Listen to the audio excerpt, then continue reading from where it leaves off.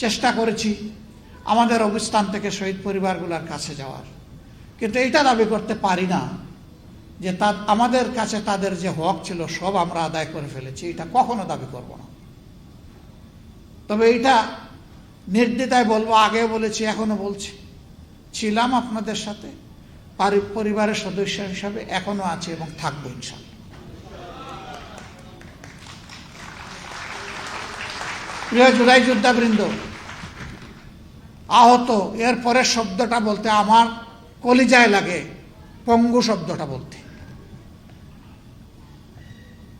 আমি 7 তারিখ ঢাকা মেডিকেল কলেজে গিয়েছিলাম আহত ভাই বোনদের দেখতে। একজনের এক হাত শেষ, এক পা শেষ। আমি তাকে বললাম, তোমার সম্পদ দিয়ে দিছো, জাতির প্রয়োজনে আগামীতে তো আর তুমি কিছু করতে পারবে না। বলে, কেন পারবো না? বললাম, তোমার তো এক হাত এক পা শেষ, পা তোমার 60 টুকরা আর হাত তোমার কেটে ফেলেছে। আমাকে বলল, বাকি শরীরটা আমার এখনো আছে, তাইও দেবো ইনশাআল্লাহ। এই ভাইদের প্রতি, এই বোনদের প্রতি আমরা গভীরভাবে কৃতজ্ঞ। জীবনের সব কিছু দিয়েও তাদের ঋণ পরিশোধ করা সম্ভব নয়।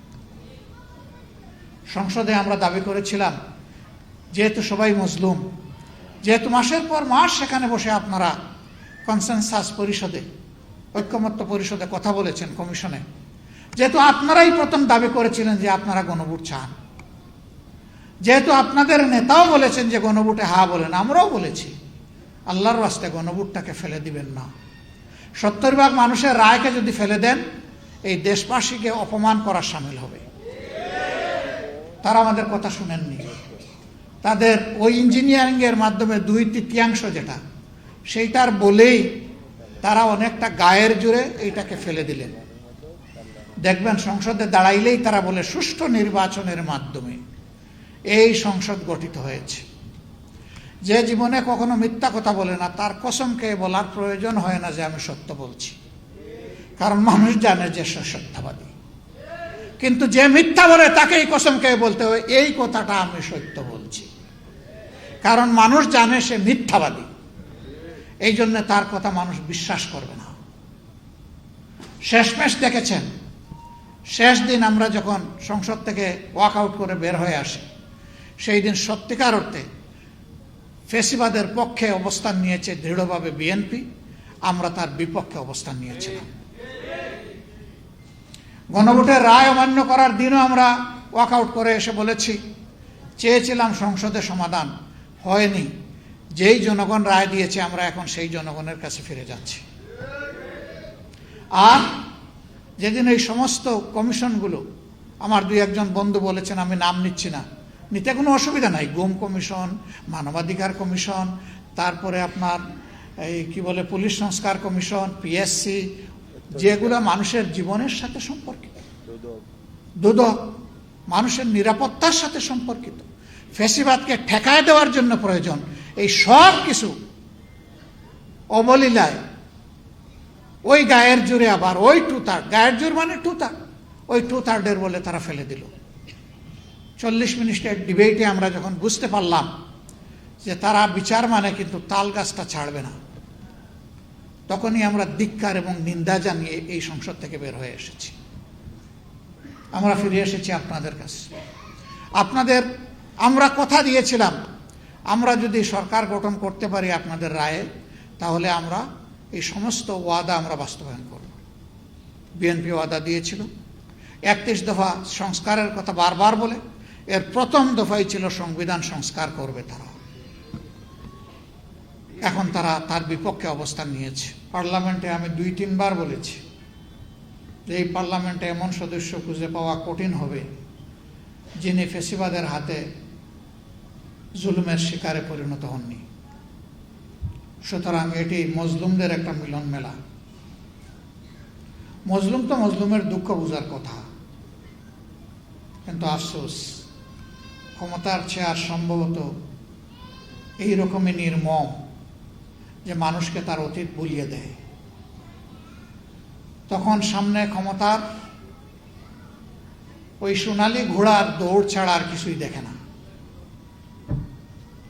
আপনারা দেখেছেন বর্তমান সরকারি দল সংসদ নির্বাচনের ইঞ্জিনিয়ারিং তারা স্বীকার করে নিয়েছে সংসদের ভিতরে। স্থানীয় সরকার প্রতিমন্ত্রী মীর শাহে আলম তিনি বলেছেন ছাত্ররা আন্দোলন করে সরকারের পতন ঘটিয়েছে, আমরাও ছিলাম, তবে ক্যাপ্টেনের হাতে ডক্টর মোহাম্মদ ইউনূস লন্ডনে গিয়ে ট্রফি তুলে দিয়ে এসেছে। লজ্জা! আন্দোলন যে ছাত্ররা করেছে সেই ছাত্র এবং তাদের মা বাবারা মিলে যা খেয়ে দেশের ক্ষমতায় বসাতে চাবে তারাই বসবে। ডক্টর ইউনূস যদি এটা করে থাকেন আমি এইটারও নিন্দা জানাই, এবং এই আত্মস্বীকৃতির মধ্যে দিয়ে এটা প্রমাণিত হলো যে ইঞ্জিনিয়ারিং এর কথা নির্বাচনে উঠেছে সেটা সত্য। এখন বলতে পারেন আপনারা কি করলেন, ভোট দিলাম 70% মানুষ, আপনারা ভোটটা করে তুলতে পারলেন না কেন? আমরা কেন পারিনি তার জবাব আমার চাইতে আপনারা কম জানেন না। তবে এইটা ঠিক, আমি সেদিন পার্লামেন্টে বলেছিলাম গুগু বারবার ধান খেতে আসে, কিন্তু কপাল যখন মন্দ হয় তখন কিন্তু জালে বেঁধে যায়। ইনশাল্লাহ গুগু বেঁধে যাবে, দেরি হবে না ইনশাল্লাহ। বিএনপি জাতির সাথে প্রতারণা, ধোঁকা এবং গাদ্দারি করে তাদের যাত্রা শুরু করেছে। এইবার বিএনপি শুরু করে দিয়েছে সেই আওয়ামী ফ্যাসিস্ট বাকশালী কায়দায় আবার সেই একদলীয় শাসন বাংলাদেশের জনগণের ঘাড়ে তারা চাপাতে চায়। একটা জীবন আল্লাহ দিয়েছেন, লড়াই করব, জীবন দিব, শহীদ হব, মিথ্যার সাথে অন্যায়ের সামনে ইনশাআল্লাহ তাআলা লাজিম মাথা নত করব না। সংসদেও করব না, রাজপথেও করব না। কি হবে? শেষ পর্যন্ত এক ভাই বলছে ফাঁসিতে ঝুলাবে, ঝুলান, হাসতে হাসতে ফাঁসির তক্তার উপর দাঁড়াবো ইনশাআল্লাহ। ওগুলো আমরা পরোয়াই করি না।